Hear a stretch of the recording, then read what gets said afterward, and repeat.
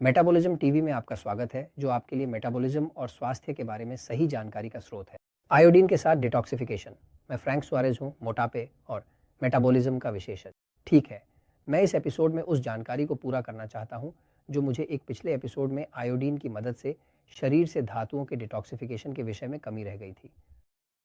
जब आप आयोडीन का सेवन करते हैं तो कुछ चीज़ें होती हैं और आपको उन्हें समझना चाहिए। ये एपिसोड मैं नेचुरल स्लिम सिस्टम के सदस्यों के लाभ के लिए बना रहा हूँ, जिसे हम समझाने की कोशिश करते हैं। लेकिन जब कोई व्यक्ति आयोडीन का सेवन करना शुरू करता है तो शरीर में जमा भारी धातुएं बाहर निकलने लगती हैं। लेकिन मैं इसे विस्तार से समझाना चाहता हूँ ताकि आप समझ सकें कि क्या हो रहा है। देखिए, विश्व जनसंख्या में आयोडीन की एक बड़ी कमी है। वास्तव में आयोडीन की सबसे अधिक कमी वाले देशों में थाईलैंड और मेक्सिको शामिल हैं। मुझसे ये मत पूछिए कि क्यों, लेकिन यह एक अध्ययन है जो किया गया था और इसमें पाया गया कि वे दो देश जहां थायराइड के सबसे अधिक समस्याएं और आयोडीन की कमी है, वे थाईलैंड और मेक्सिको हैं। मेक्सिको में हाइपोथायराइडिज्म की महामारी पूरी तरह से अनुपात से बाहर है, यानी यह सबसे सामान्य चीज़ों में से एक है। यूटेस प्यूर्टो रिको में मैं अनुमान लगाता हूं कि यह आसान है। 50% से अधिक लोग थायराइड की समस्याओं से ग्रस्त हैं। उन्हें हाइपोथायराइडिज्म या उपक्लिनिकल हाइपोथायराइडिज्म है, जो कि वह हैं जिन्हें प्रयोगशाला परीक्षणों में नहीं पहचाना जाता या जिनका हाइपोथायराइडिज्म पहले से ही निदान किया गया है। लेकिन आयोडीन एक महत्वपूर्ण तत्व है जिसे दबाया गया है। इसे बड़े हितों द्वारा दबाया गया है क्योंकि वास्तव में उन्हें आपकी कोई बीमारी ठीक करने में रुचि नहीं है। उन्हें इस बात में रुचि है कि आपके पास लक्षण हो ताकि आप तब दवाएं खरीदें। लेकिन आयोडीन का उपयोग हजारों वर्षों से किया जा रहा है। वास्तव में इसके साथ कभी कोई समस्या नहीं हुई है। एक अध्ययन था जिसने एक बार यह साबित करने की कोशिश की कि आयोडीन थायराइड को नुकसान पहुंचाता है, लेकिन एक असफल अध्ययन के बाद यह पता चला कि वह अध्ययन गलत तरीके से किया गया था। किसी अध्ययन के लिए मान्य होने के लिए उसे कई अन्य अध्ययनों का समर्थन करना चाहिए। आयोडीन के लिए केवल एक अध्ययन किया गया था जो कि दोषपूर्ण निकला और इसके बाद किसी ने कुछ नहीं किया, लेकिन इससे चिकित्सा अधिकारियों को आयोडीन पर प्रतिबंध लगाने का बहाना मिल गया। वास्तविकता यह है कि विश्व जनसंख्या में आयोडीन की बड़ी कमी है। मैं थोड़ी देर के लिए बोर्ड पर जाता हूं ताकि आयोडीन के साथ होने वाले डिटॉक्सिफिकेशन के प्रभाव को समझा सकूं। उदाहरण के लिए, हम नेचुरल स्लिम सिस्टम के भीतर काम करते हैं, जहां हम हर दिन हजारों लोगों के साथ काम करते हैं, क्योंकि natural slim Mexico, Costa Rica, Panama और यूएस में है। प्यूर्टो रिको में हम जल्द ही कोलंबिया में खोलने जा रहे हैं, है ना?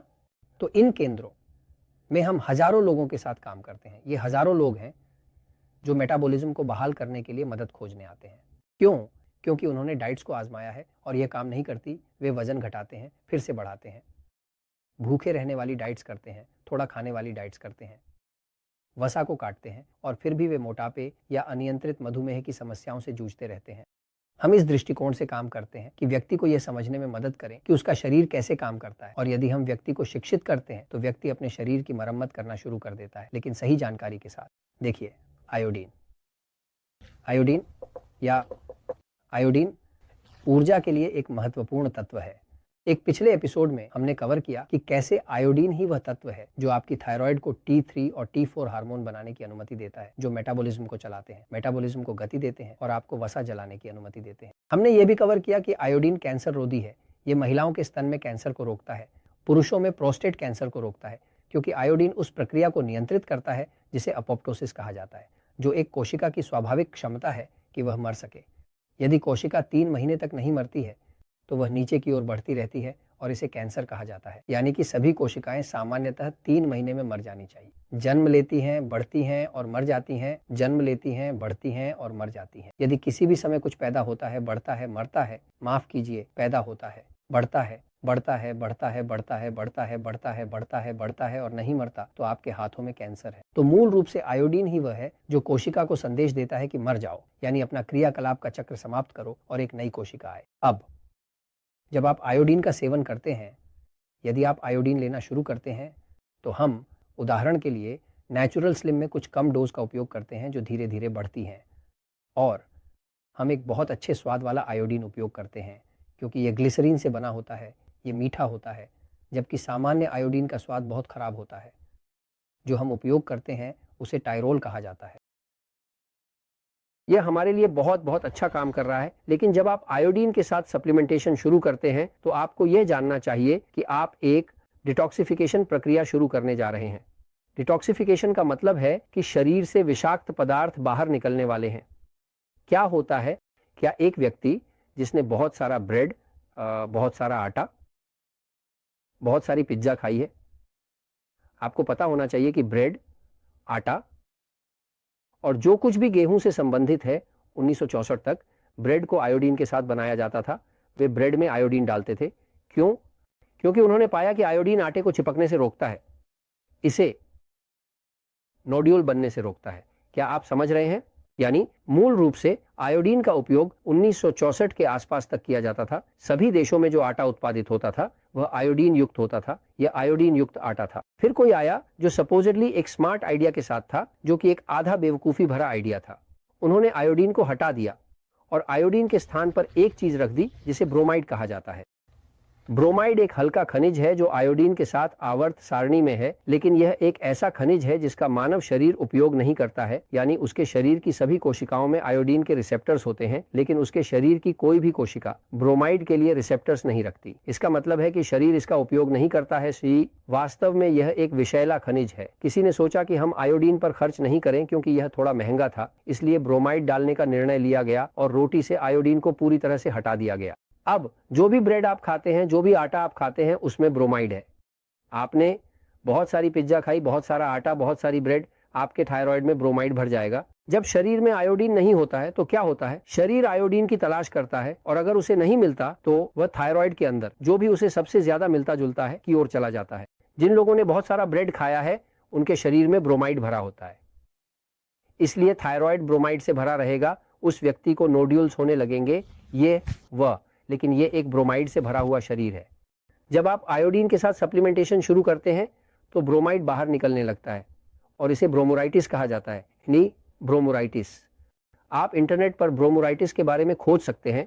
ये एक ऐसी स्थिति है जहां मूल रूप से आपको कीचड़, समय से पहले मुहासे होने लगते हैं और आपको सिरदर्द भी हो सकता है। ये ब्रोमोराइटिस क्या है? ये नहीं है कि आयोडीन उसे नुकसान पहुंचा रहा है, बल्कि ये है कि आयोडीन उस ब्रोमाइड को स्थानांतरित कर रहा है जो उसकी थायराइड में है, और ये एक डिटॉक्सिफिकेशन प्रक्रिया है और ये समाप्त हो जाएगा। जो होता है वह यह है कि कुछ लोग इतना और इतना ब्रेड खाते हैं कि यही उन्हें मोटा बनाता है और फिर वे ब्रोमाइड से भरे होते हैं, क्योंकि ब्रेड में ब्रोमाइड होता है और थायराइड आयोडीन की कमी के कारण ब्रोमाइड को पकड़ लेती है और उसे अंदर ले जाती है। तो आयोडीन के साथ अच्छी खबर यह है कि आयोडीन केवल ब्रोमाइड से ही डिटॉक्सिफाई नहीं करता, बल्कि यह धातुओं जैसे कि पारा से भी डिटॉक्सिफाई करता है। जो लोग दांतों में कैविटी के लिए डेंटिस्ट द्वारा बनाए गए प्लेटिफिकेशन रखते हैं वे पारा से भरे होते हैं, क्योंकि पारा बहुत विषैला होता है। वास्तव में यह शरीर को सबसे अधिक नुकसान पहुंचाने वाली चीजों में से एक है और यह कैंसर के मुख्य कारणों में से एक है, पारा। तो क्या होता है, आप आयोडीन लेना शुरू करते हैं और पारा बाहर निकलने लगता है, लेकिन एल्यूमिनियम भी बाहर निकलता है। कुछ लोगों को, विशेष रूप से उन व्यक्तियों को जो अल्जाइमर से ग्रस्त होते हैं, जब उनकी शव परीक्षा की जाती है तो उनके मस्तिष्क में एल्यूमिनियम भरा हुआ मिलता है। यह किससे आता है? खैर, अगर आपकी फ्राई करने की कढ़ाई या फ्राई करने के या रसोई के उपकरण एल्यूमिनियम से बने हैं तो आप भी एल्यूमिनियम से भरे होंगे। इसलिए खाना पकाने के लिए एल्यूमिनियम से बनी किसी चीज का उपयोग करना अच्छा नहीं है, क्योंकि इससे शरीर में एल्यूमिनियम जा रहा है और एल्यूमिनियम बहुत विषैला होता है, लेकिन यह आयोडीन को भी समाप्त कर देगा। यह भी फ्लोराइड को समाप्त करता है। फ्लोराइड वही फ्लोराइड है जो हमें टूथपेस्ट के लिए प्रचारित किया जाता है। मैं व्यक्तिगत रूप से फ्लोराइड वाले टूथपेस्ट का उपयोग नहीं करता। मैं ऐसा टूथपेस्ट प्राप्त करता हूं जिसमें फ्लोराइड ना हो। क्लोराइड वास्तव में व्यक्ति को हड्डी को फिर से बढ़ने से रोकता है, इसलिए कई लोग जो ऑस्टियोपोरोसिस से पीड़ित हैं वे फ्लोराइड से भरे होते हैं। फ्लोराइड कहां से आता है? इसे लगभग सभी देशों में पानी में मिलाया जा रहा है। तो आप पारा, एल्यूमिनियम क्लोराइड और साथ ही लेड ज़्वाइटोज़नाइन को डिटॉक्सिफाई करते हैं। ये सभी जहरीले भारी खनिज हैं जो आयोडीन के साथ सप्लीमेंटेशन करने पर छोड़ते हैं, लेकिन जब ये छोड़ते हैं तो आपको डिटॉक्सिफिकेशन के प्रभाव महसूस हो सकते हैं। तो आपके पास आयोडीन के बारे में ये है, ये स्वास्थ्य के लिए महत्वपूर्ण है, ये कैंसर से बचने के लिए भी आवश्यक है। आपको एक विचार देने के लिए, आयोडीन की मात्रा में कोई समस्या नहीं होती। आप इसे एक ग्रेडियंट में उपयोग करते हैं। जापान में जापानी लोग पृथ्वी पर सबसे कम कैंसर वाले देश में रहते हैं। ये वह देश है जहां लगभग थायराइड के कोई समस्याएं नहीं हैं। जापानी औसतन प्रतिदिन 50 मिलीग्राम से अधिक आयोडीन खाते हैं, क्योंकि जापानी हर दिन समुद्री शैवाल खाते हैं। जापानी समुद्री शैवाल खाते हैं। क्या हो रहा है? समुद्री शैवाल जापान में आयोडीन का मुख्य स्रोत है, जहां लगभग कैंसर नहीं है और लगभग मधुमेह नहीं है।